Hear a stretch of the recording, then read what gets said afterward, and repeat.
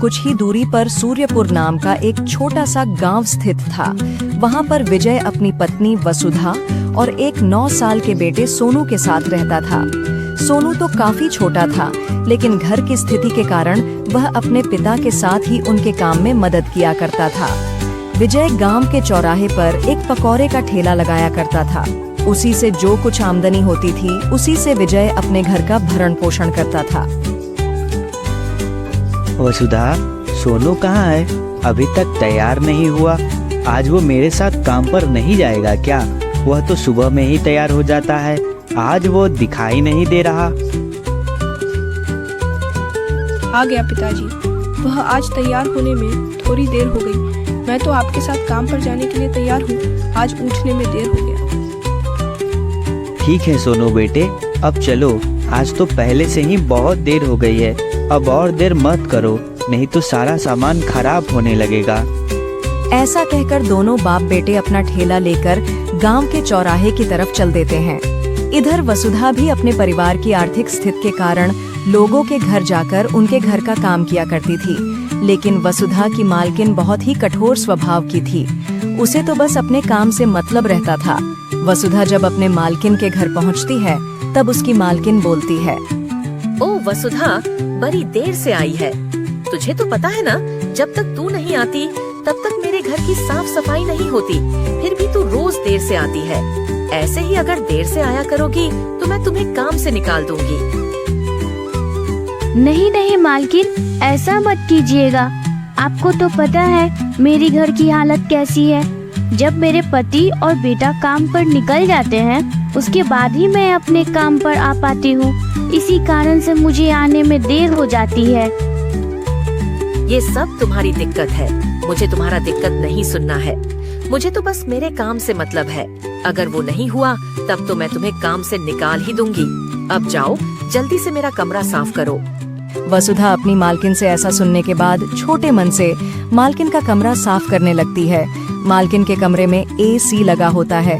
AC की ठंडी हवा वसुधा की सारी मायूसी शांत कर देती है।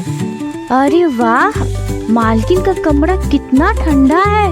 इस गर्मी में मालकिन तो इस ठंडे कमरे में रहती है, फिर भी इतना गुस्सा करती है। पता नहीं हमारे घर पर ऐसा एसी कब लगेगा। वसुधा ऐसा सोचकर अपने काम में लग जाती है और इधर विजय और सोनू अपने काम में लगे होते हैं। वह दोनों चौराहे पर पकौड़े बेच ही रहे होते हैं कि तभी वहाँ एक आदमी आता है और उनसे भारी आवाज में धमकाते हुए बोलता है, तुम दोनों नहीं मानोगे, तुम लोगों को मेरा ही जमीन दिखता है क्या ठेला लगाने के लिए? कहीं और जाकर क्यों नहीं मरते? यह आदमी चौराहे का जमींदार होता है। उसे लोगों की परिस्थितियों से कोई लेना देना नहीं होता। उसे तो सिर्फ अपने जमीन और पैसों से ही मतलब रहता था। उसकी धमकी सुनकर विजय बोलता है, जमींदार जी, मैं तो गरीब आदमी हूँ। यहाँ पर मेरा ठेला थोड़ा अच्छा चलता है, इसीलिए लगाता हूँ। हमें आपके जमीन से कोई लेना देना नहीं है, बस आता हूँ और ठेला लगाता हूँ। जब यहाँ तुम्हारा ठेला अच्छा चलता है तो फिर मुझे किराया दो। बहुत दिनों से यहाँ मुफ्त में ही ठेला लगा रहे हो। सारा हिसाब करो, नहीं तो निकलो यहाँ से। ऐसा बोलकर जमींदार वहाँ से चला जाता है। जमींदार की बातों से सोनू को बहुत गुस्सा आ जाता है। वह अपने पिता से बोलता है, पिताजी, ये अमीर लोग अपने आप को क्या समझते हैं? वे लोग हमेशा हम गरीबों के पीछे क्यों पड़े रहते हैं? हम लोग उसका ज़मीन कहीं लेकर तो नहीं जाते, फिर भी वह हम लोगों को खरी खोटी सुनाता रहता है। कोई बात नहीं सोनू बेटे, परिस्थितियाँ हमेशा ऐसी ही नहीं रहेंगी। भगवान हम लोगों की भी मदद करेंगे, फिर हम लोग भी अपनी स्थिति सुधार पाएंगे। ऐसा बोलकर विजय अपना और सोनू का हौसला बस बढ़ाता है। पूरा दिन ऐसे ही निकल जाता है। विजय और सोनू दिन भर अपने ठेले पर मेहनत करते हैं और जब रात हो जाती है तब वे दोनों अपने घर पर लौट जाते हैं। घर पर वसुधा चूल्हे के पास बैठकर खाना पका रही होती है। वहीं पर विजय और सोनू बैठे होते हैं और आपस में बातें कर रहे होते हैं। क्या हुआ जी, कैसा था आपका दिन? आज आमदनी हुई भी या नहीं? कि सिर्फ इस गर्मी में आप दोनों ठेला लेकर ही चौराहे पर खड़े तो नहीं रह गए? वसुधा, आमदनी तो ठीक ठाक ही हुई है, लेकिन आज चौराहे का जमींदार आया था और खरी खोटी सुना रहा था। पता नहीं भगवान हम लोगों पर कब दया करेंगे। और हमारी सारी मुसीबतें को दूर करेंगे। हाँ पिताजी, हम लोगों की स्थिति ठीक होगी। हमारी मेहनत हमें ज़रूर अपनी स्थिति सुधारने में मदद करेगी। हम लोग अब और भी ज़्यादा मेहनत करेंगे, फिर तो भगवान भी हमारी मदद करेंगे। भगवान करे कि ऐसा ही हो और हम लोगों की सारी मुसीबतें खत्म हो जाए, फिर मुझे भी उस मालकिन के ताने नहीं सुनने पड़ेंगे। सारा परिवार ऐसे ही बातें करने के बाद खाना खाते हैं और सो जाते हैं। सारा परिवार तो सो जाता है, लेकिन अब एक एक उम्मीद की किरण जाग चुकी होती है और यही किरण अब बदलाव की पहल करेंगी। सुबह होते ही पूरा परिवार अपने अपने काम के लिए तैयार था। सोनू और उसके पिता अपना ठेला लेकर गांव की तरफ के चौराहे की तरफ चल देते हैं और इधर वसुधा अपने मालकिन के घर की ओर चल देती है। वसुधा अपने काम में लग जाती है और इधर जब विजय और सोनू चौराहे पर अपना ठेला लगा ही रहे होते हैं कि तभी वहां जमींदार आ जाता है। तुम लोग नहीं मानोगे, जल्दी से मेरा चौराहा खाली करो। यहाँ से अपना ठेला हटाओ और कहीं और जाकर मरो। मेरा चौराहा मुझे खाली चाहिए, नहीं तो मैं तुम्हारा ठेला तोड़फोड़ करवा दूंगा। ऐसा सुनकर विजय डर जाता है। वह और सोनू अपना ठेला लेकर वहां से चल देते हैं। कुछ ही दूरी पर बाजार में एक जगह खाली होता है। वहां पर विजय ठेला लगाकर बोलता है, यहाँ यह जगह खाली है, यहाँ पर ही ठेला लग गया। अब बस ग्राहक आने लगे, उसके बाद ही शायद कुछ हो सके। दिन भर सोनू और विजय के ठेले पर ग्राहकों का आना जाना लगा रहता है और ठीक ठाक आमदनी भी होने लगती है कि तभी वहां पर एक अमीर आदमी चमचमाती हुई गाड़ी से आता है और बोलता है, तुम लोगों के पास पकौड़े हैं? मुझे अभी 100 पकौड़ों की ज़रूरत है। तुम लोग मुझे 100 पकौड़े बनाकर दे सकते हो क्या? क्यों नहीं मालिक, हम लोग अभी आपको 100 पकौड़े बनाकर देते हैं। आप थोड़ी देर इंतजार कीजिए, मैं अभी गरम गरम बना कर देता हूँ। दोनों बाप बेटे होटल के मालिक के पकौड़ बनाने में लगे होते हैं। दोनों जल्दी जल्दी हाथ चलाते हैं और कुछ ही देर में पकौड़े तैयार हो जाते हैं। पकौड़े देखकर होटल का मालिक बोलता है, अरे वाह, तुम लोगों के पकौड़े तो वाकई बहुत अच्छे हैं। मुझे ऐसे ही 1000 पकौड़ों की ज़रूरत है। अगर तुम लोग मुझे कल तक पकौड़े बनाकर दे दो तो मैं तुम्हारे ही दुकान से अपने होटल के लिए पकौड़े लिया करूँगा। ऐसा बोलकर होटल का मालिक चला जाता है और इधर सोनू अपने पिता से बोलता है, पिताजी, लगता है भगवान ने हम लोगों की सुन ली। हम लोग जब इनके होटल में पकौड़े देंगे तब तो हमारी कमाई भी अच्छी होने लगेगी। हाँ बेटे, होने तो लगेगी, लेकिन हम लोग 1000 पकौड़े बनाएंगे कैसे? यह बात तो बड़े चिंता की है। हम लोग तो बड़ी मुश्किल से थोड़ा बहुत ही सामान खरीद पाते हैं। 1000 पकौड़ों के लिए ज़्यादा सामान चाहिए होगा, उसके लिए पैसे कहाँ से आएंगे? दोनों बाप बेटे आपस में बातें कर रहे होते हैं। इधर शाम के समय में वसुधा अपने मालकिन के घर से निकल ही रही होती है कि तभी मालकिन वसुधा से बोलती है, सुन वसुधा, कल मेरे शादी का सालगिरह है। तू कल जल्दी आ जाना और हाँ, अपने पति और बेटे को भी बोल देना रात में यही खाना खाने आ जाए। जी ठीक है मालकिन, मैं बोल दूंगी अपने पति और बेटे को, और मैं भी कल जल्दी ही आ जाऊंगी। आप काम की चिंता मत कीजिएगा, मैं सारा काम संभाल लूंगी। ऐसा बोलकर वसुधा अपने घर को लौट जाती है। घर पर जब सब साथ बैठकर खाना खा रहे होते हैं तब विजय बोलता है, वसुधा, हमें बहुत बड़ा ऑर्डर मिला है। 1000 पकौड़े बनाने हैं और एक होटल के मालिक को देना है। उसे बनाने के लिए जो सामान चाहिए उसके लिए पैसे तो मेरे पास नहीं है। तुम्हें कोई उपाय पता है तो हमें बताओ। सुनिए जी, मैं क्या कह रही थी, आप मोहन काका की दुकान से उधार पर सामान ले लीजिए। वो तो भले आदमी हैं, हम लोगों को जरूर उधार दे देंगे। आप उनसे मदद मांगिए, मुझे विश्वास है वो हमारी मदद जरूर करेंगे। तुम ठीक कह रही हो वसुधा, मोहन काका बहुत ही भले आदमी हैं, वो हमारी मदद जरूर करेंगे। मैं सुबह में ही उनसे उधार सामान लेने जाऊंगा। सुनिए, आप लोग कल मेरी मालकिन के घर आ जाना। कल उनके शादी का सालगिरह है, उन्होंने खाने पर हम सबको बुलाया है। वहाँ पर तो बहुत ही अच्छा खाना ही मिलेगा। ऐसा बोलकर सारा परिवार खाना खाते हैं और सो जाते हैं। सुबह होते ही विजय मोहन काका की दुकान पर चला जाता है। मोहन काका कैसे हैं? आपसे एक मदद चाहिए था। मुझे आपकी मदद की सख्त ज़रूरत है। इस वक्त आप ही सिर्फ मेरी मदद कर सकते हैं। अरे विजय बेटे, कैसी मदद? बेझिझक बोलो, मैं तुम्हारी मदद जरूर करूंगा। और ऐसी कौन सी मदद है जो सिर्फ मैं ही कर सकता हूँ? मोहन काका, एक बड़े होटल के मालिक ने मुझे 1000 पकौड़े बनाने का ऑर्डर दिया है। यह ऑर्डर काफ़ी बड़ा है, इतना सामान तो मैं नहीं खरीद पाऊंगा। अगर आप मुझे वो सामान उधार पर दे दे तो मैं पकौड़े बेचकर आपका उधार चुका दूंगा। ठीक है विजय, मैं तुम्हें उधार तो दे दूंगा, लेकिन तुम्हें उसके बाद सिर्फ मेरे ही दुकान से सामान लेना होगा। अगर तुम्हें मंजूर हो तो बोलो। मोहन काका, आप ऐसे समय में मेरी मदद कर रहे हैं। मैं तो अब आपके दुकान से ही सामान ले जाऊंगा, बस आप सामान दे दीजिए। विजय सामान लेकर अपने घर की ओर चल देता है। दोनों बाप बेटे मिलकर ठेले पर 1000 पकौड़े बनाने लगते हैं। बनाते बनाते बहुत देर हो जाती है। तभी वहां पर होटल का मालिक आ जाता है। क्यों भाई, बन गए पकौड़े? बहुत ही बड़ा ऑर्डर था, तुम लोगों ने बना तो लिया है ना। अगर नहीं बना पाए तो भूल जाओ कि मैं कोई और ऑर्डर दूंगा। नहीं नहीं मालिक, बन ही गए हैं आपके 1000 पकौड़े, एकदम गर्मा गर्म हैं, आप इसे ले जाइए। वाह भाई, 1000 पकौड़े बना लिए। अब तो तुम लोग ही मेरे होटल में पकौड़े दोगे।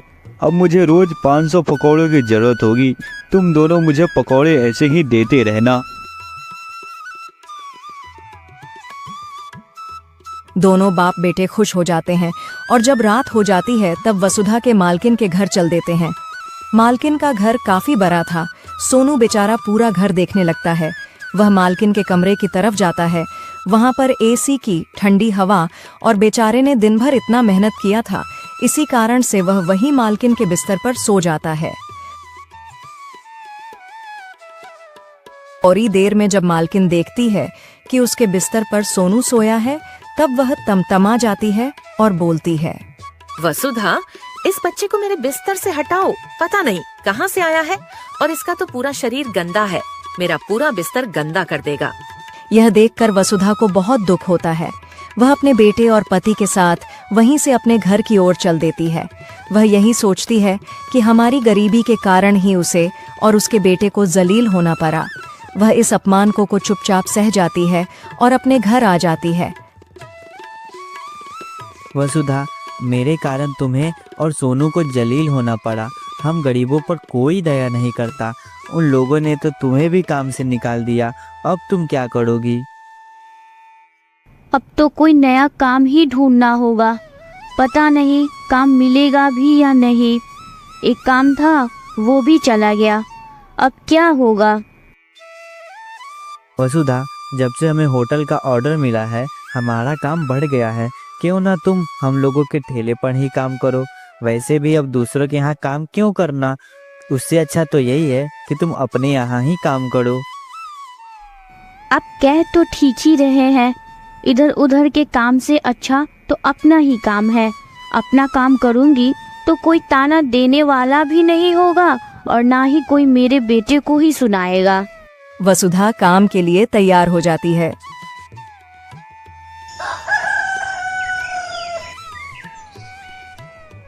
अब पूरा परिवार पकौड़े के व्यापार में जुट जाता है। वसुधा के पकौड़े इतने स्वादिष्ट होते हैं कि ग्राहक होटल को छोड़कर विजय के ठेले पर ही आना शुरू कर देते हैं। इस विजय के कारण मेरा होटल बंद होने के कगार पर आ गया है। मैं इस विजय का धंधा जरूर बंद करवा दूंगा। फिर देखता हूँ कि इसके कारण मेरा होटल कैसे बंद होता है।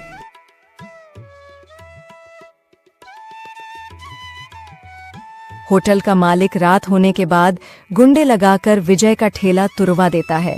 सुबह होते ही जब विजय यह देखता है कि उसका ठेला किसी ने तोड़ दिया है, तब वह निराश हो जाता है। वसुधा, जरा बाहर तो आओ। हमारे ठेले को किसी ने तोड़ दिया है। हमारी जो भी जमा पूंजी थी वह सब खत्म हो गई। अब हम लोग क्या करेंगे वसुधा? मुझे तो कुछ भी समझ में नहीं आ रहा। उसी समय मोहन काका वहीं से अपनी दुकान की तरफ जा रहे होते हैं। वह विजय को परेशान देखकर विजय से पूछने लगते हैं, विजय बेटे, क्या हो गया है? तुम ऐसे निराश क्यों हो? तुम्हें क्या परेशानी हो गई है? बेटे तुम मुझे बताओ, मैं तुम्हारी जरूर मदद करूंगा। काका, आपसे सामान लेकर जैसे तैसे अपना ठेला चलाता था, अब उस ठेले को भी किसी ने तोड़ दिया। अब मेरा घर कैसे चलेगा, बस मैं यही सोच रहा हूँ। बस इतनी सी बात। विजय बेटे, मेरे पास एक दुकान खाली पड़ा है, तुम उसमें ही अपना व्यापार शुरू करो। मैं तुमसे किराया नहीं लूंगा। जब तुम्हारी स्थिति ठीक हो जाए, फिर तुम्हें जो ठीक लगे उतना किराया मुझे दे देना। यह सुनकर विजय को थोड़ी राहत मिलती है। वह अपन व्यापार अब उसी दुकान से करने लगता है। कुछ ही दिनों में विजय का दुकान चल पड़ता है। विजय पहले तो मोहन काका को सारा किराया चुकाता है और फिर वह अपने घर पर एक नया एसी लेकर जाता है। सोनू बेटे, यह देखो, इस गर्मी में अब हमें रात भर परेशान नहीं होना पड़ेगा। यह एसी हमें राहत देगा और अब नींद भी बहुत अच्छी आएगी। अरे वाह, एसी! आपने बिल्कुल ठीक किया जो एसी ले आए। इस गर्मी में नींद तो ठीक से आती नहीं है और जब आता है तब गर्मी के कारण हम लोगों की आँख खुल जाती है। अब तो चैन की नींद आएगी। दोस्तों, अपनी मेहनत के कारण आज विजय अपनी परिस्थिति को बदल लेता है। अब उसे किसी प्रकार का दुख नहीं होता। आपको हमारी कहानी कैसी लगी, हमें कमेंट में जरूर बताएं और चैनल को सब्सक्राइब करना ना भूलें।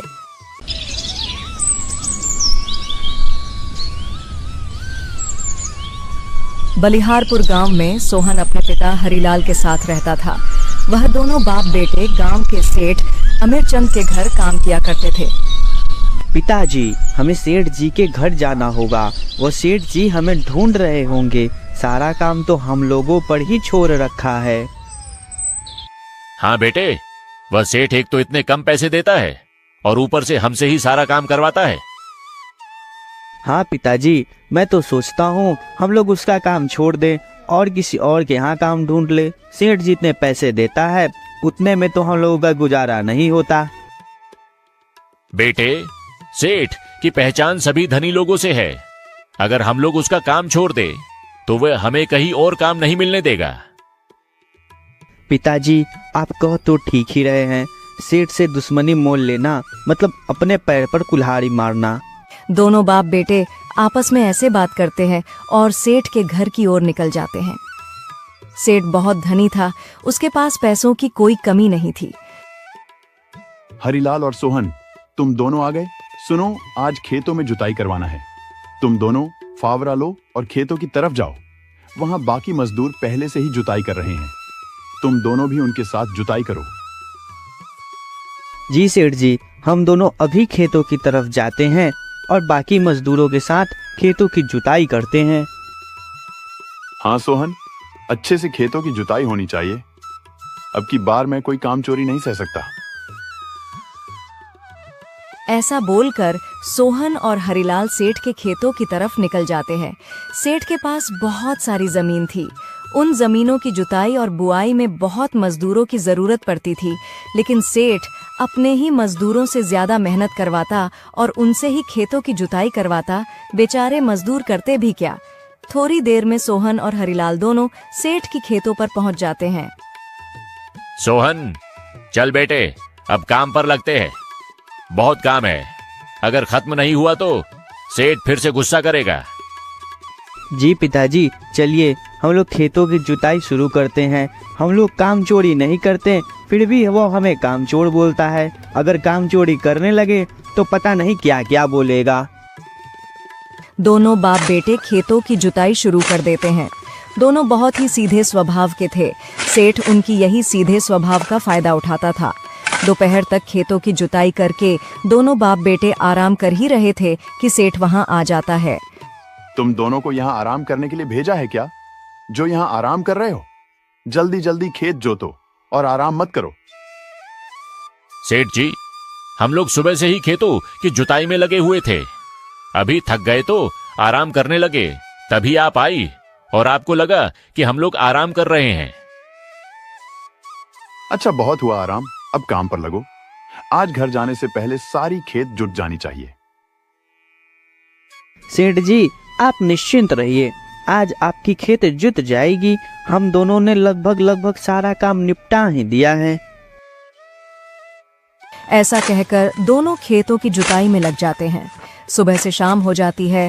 दोनों ने अपनी सारी मेहनत से खेत को जोत दिया था। सेठ जी, हमने खेतों की जुताई कर दी है, आप जांच कर लीजिए। हम लोग काम चोरी नहीं करते, फिर भी आप हमें कामचोर ही बोलते हैं। सेठ जी, हम लोग तो समय पर ही आते हैं और देर से ही जाते हैं, फिर भी आप हम लोगों को और सुबह में आने को बोल रहे हैं।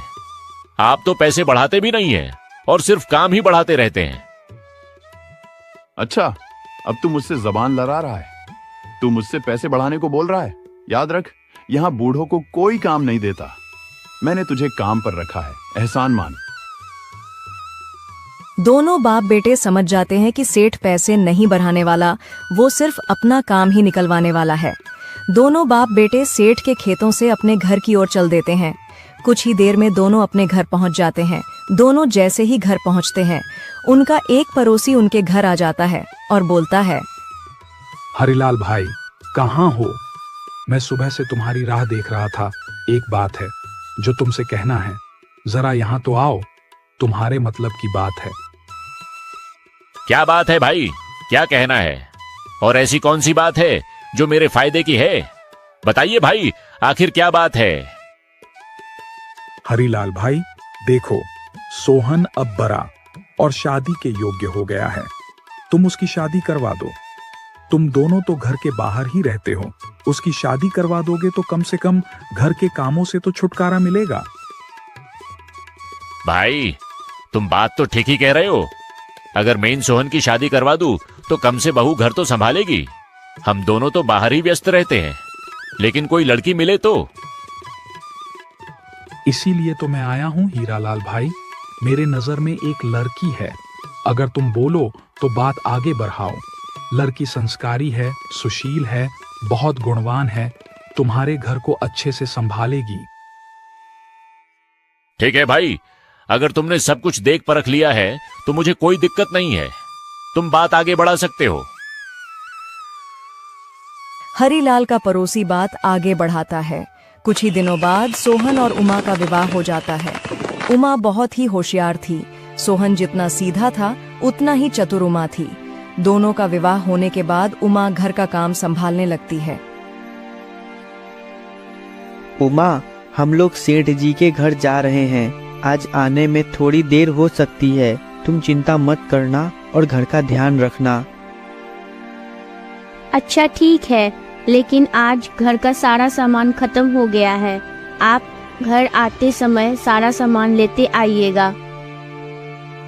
ठीक है उमा, मैं कोशिश करूंगा, लेकिन सेठ जी तो उतने पैसे नहीं देते जिससे हम लोगों का गुजारा हो सके, और ऐसे में घर का एक सदस्य और बढ़ गया है। अच्छा, देखता हूँ क्या हो सकता है। अगर सेठ जी इतने कम पैसे देते हैं तो आप दोनों उनका काम छोड़ क्यों नहीं देते? यह तो अन्याय है। किसी को कम पैसे देना यह तो अपराध है। मुझे पता है उमा, लेकिन अगर हम लोगों ने काम छोड़ा तो सेठ हमें कहीं और काम करने नहीं देगा। उसे हमारे जैसे कम पैसे में ज्यादा मेहनत करने वाले मजदूर नहीं मिलेंगे। अच्छा ठीक है, लेकिन आप दोनों कम से कम एक बार सेठ से बात तो कीजिए कि आपका विवाह हो गया है और उतने पैसे में घर का गुजारा नहीं होता। ठीक है उमा, मैं जब आज सेठ जी के घर जाऊंगा तो उनसे बात करूंगा। देखता हूँ वह पैसे बढ़ाते हैं या नहीं। दोनों बाप बेटे अपने घर से सेठ के घर की ओर निकल जाते हैं। रास्ते में चलते चलते सोहन सारी बातें अपने पिता हरिलाल को बताता है। हरिलाल भी चिंता में पड़ जाता है। वह भी सोचने लगता है कि पता नहीं सेठ जी पैसे बढ़ाएंगे भी या नहीं। थोड़ी देर में दोनों बाप बेटे सेठ के घर पहुंच जाते हैं। हरिलाल, सोहन, तुम दोनों कितने दिनों बाद आए हो? क्या बात हो गई थी जो इतने दिनों तक काम पर नहीं आ रहे थे? कहीं और काम मिल गया है क्या? अरे सेठ जी, कहीं और काम नहीं मिला है। मैं तो बस अपने बेटे सोहन की शादी करवा रहा था, उसी कारण काम पर नहीं आ रहा था। हाँ हाँ, ठीक ही किया जो शादी करवा दी। और वैसे भी तुम्हें तो पता ही है, अगर मेरे यहाँ से काम छोड़ोगे तो तुम्हें कहीं और काम नहीं मिलेगा। हाँ सेठ जी, हम दोनों तो ये बात जानते ही हैं, अगर आपके यहाँ काम छोड़ेंगे तो हमें कोई और काम नहीं देगा। अच्छा ठीक है, अब काम पर ध्यान दो। जाओ जाकर खेतों पर रखवाली करो। कल बगल के खेतों में जानवर घुस गए थे। अगर मेरी खेती भी जानवर खराब कर देगा तो मैं पैसे कहां से दूंगा। सोहन और हरिलाल इतना सुनकर खेतों की तरफ निकल जाते हैं।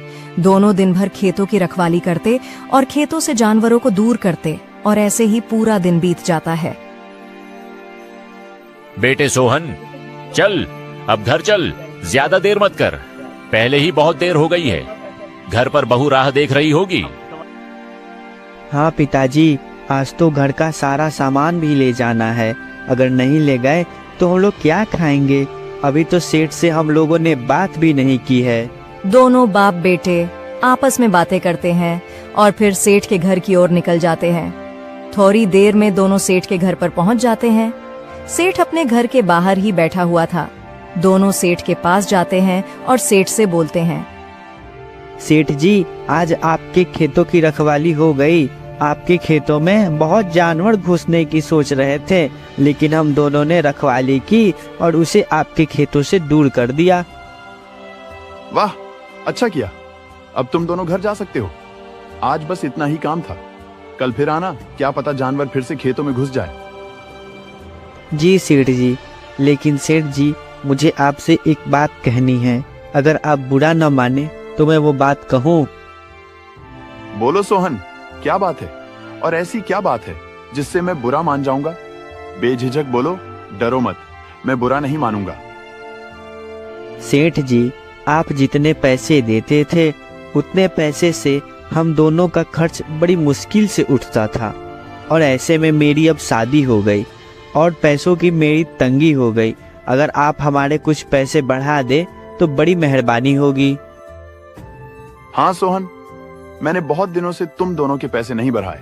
ठीक है, मैं तुम दोनों के पैसे अब बढ़ा रहा हूँ। ये लो पैसे, और आगे से काम थोड़ा ध्यान से करना। दोनों बाप बेटे यह सुनकर खुश हो जाते हैं। दोनों सेठ से पैसे लेते हैं और घर की ओर चल देते हैं। कुछ देर में दोनों अपने घर पहुंच जाते हैं। घर पहुंचकर सोहन अपने पैसे उमा को देता है और बोलता है, उमा, तुम घर का ध्यान रखती हो, यह लो पैसे। अब से घर का सामान तुम ही लाना। अब तुम ही इस घर की मालकिन हो, तुम ही अब इस घर को संभालो। ठीक है, आप जैसा बोलो। अब से मैं घर के सारे सामान लाया करूंगी और इस घर को संभालूंगी। कुछ दिन ऐसे ही बीत जाती है। सोहन और हरिलाल पैसे कमाते और उमा उन पैसों से घर का खर्च संभालती।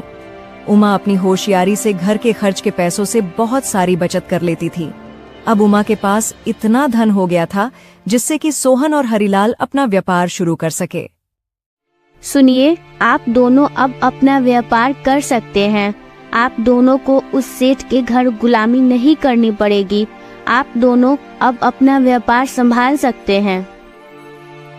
उमा, हम लोग सेठ का काम नहीं छोड़ सकते। अगर हम लोग सेठ का काम छोड़ेंगे तो वह हमारा जीना मुश्किल कर देगा। अच्छा, तो ये बात है। आप चिंता मत कीजिए, मैं इसका जरूर कोई न कोई हल निकाल लूंगी। दोनों सेठ के घर के लिए निकल जाते हैं। थोड़ी देर में जब वह दोनों सेठ के घर पहुंचते हैं, तब उन्हें पता चलता है कि सेठ की पत्नी बेहोश हो चुकी है। अरे सेठ जी, क्या हुआ सेठानी जी को? कल तक तो यह ठीक थी, फिर आज कैसे बेहोश हो गईं? सोहन, पता नहीं कैसे, बस इनका पैर फिसल गया और सिर में चोट लग गई। डॉक्टर भी जवाब दे चुका है, पता नहीं इनको कब होश आएंगी। अच्छा सेठ जी, आप चिंता मत कीजिए, हम लोग सेठानी जी का ध्यान रखेंगे, वह बिल्कुल ठीक हो जाएंगी। सेठानी का ध्यान रखते रखते कब सुबह से शाम हो जाती है, सोहन और हरिलाल को पता भी नहीं चलता। वह दोनों नौकरी छोड़ने की बात किए बिना ही अपने घर चले जाते हैं। आप लोग आ गए? तो बात हुई सेठ जी से? आप लोग काम छोड़ रहे हैं सेठ जी का या नहीं? बताइए ना, क्या हुआ? उमा, काम छोड़ना अभी बहुत मुश्किल है। काम छोड़ना तो क्या, अभी तो काम बहुत बढ़ ही गया है। ऐसे में हम लोग काम नहीं छोड़ सकते।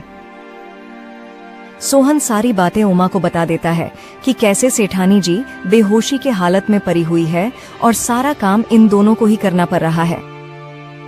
बस इतनी सी बात है, आप लोग चिंता मत कीजिए, मेरे पास इसका उपचार है। मेरी नानी एक वैद्य थी, उनके पास जड़ी बूटी का ज्ञान था, मैं उनसे इसका उपचार करना सीखी थी। आप लोग कल मुझे सेठानी के पास ले चलिएगा, मैं उनको ठीक कर दूंगी। तीनों रात में सो जाते हैं। सुबह होते ही उमा बगीचे में चली जाती है। बगीचे से वह कुछ जड़ी बूटियां तोड़ती है और सोहन से बोलती है, अब मुझे सेठानी के पास ले चलिए, मैं उनको ठीक कर दूंगी। आप दोनों मुझ पर विश्वास कीजिए। तीनों सेठ के घर जाते हैं और सेठानी के पास बैठ जाते हैं। उमा जड़ी बूटी का घोल सेठानी को पिलाती है।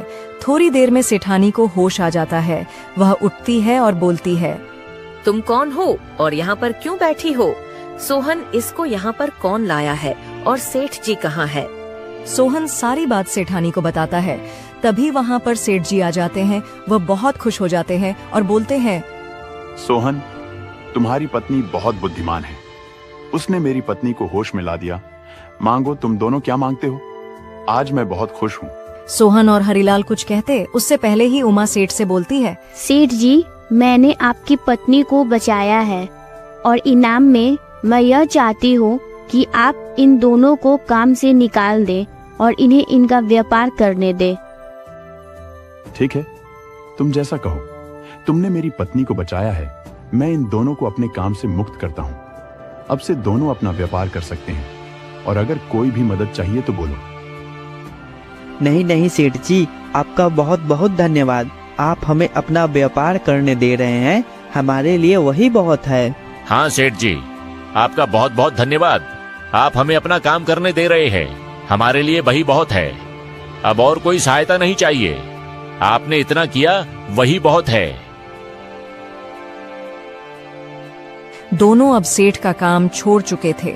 वे दोनों बाप बेटे अब खाद और बीज का व्यापार करना शुरू कर चुके थे। दोनों बाप बेटे अपनी मेहनत से और उमा की बुद्धिमानी से अपना व्यापार बढ़ाते हैं। कुछ ही समय के अंदर उनके पास अच्छी खासी जमा पूंजी हो जाती है।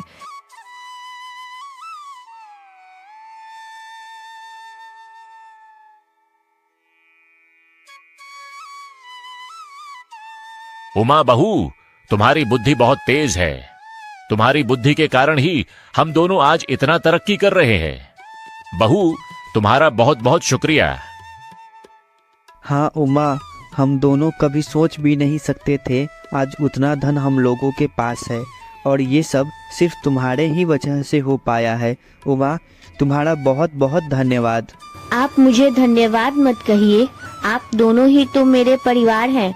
अगर मैं अपने ही परिवार का भला नहीं करूंगी तो किसका करूंगी? तीनों अब अपना व्यापार करते और खुशी खुशी अपना जीवन बिताने लगे। दोस्तों, बुद्धिमानी और चतुराई से सारे काम संभव है। दोस्तों, आपको यह कहानी कैसी लगी हमें कमेंट में बताइए। इस वीडियो को लाइक करें, अपने दोस्तों को ये वीडियो शेयर करें और चैनल को सब्सक्राइब करके बेल नोटिफिकेशन ऑन कर लीजिए। वीडियो को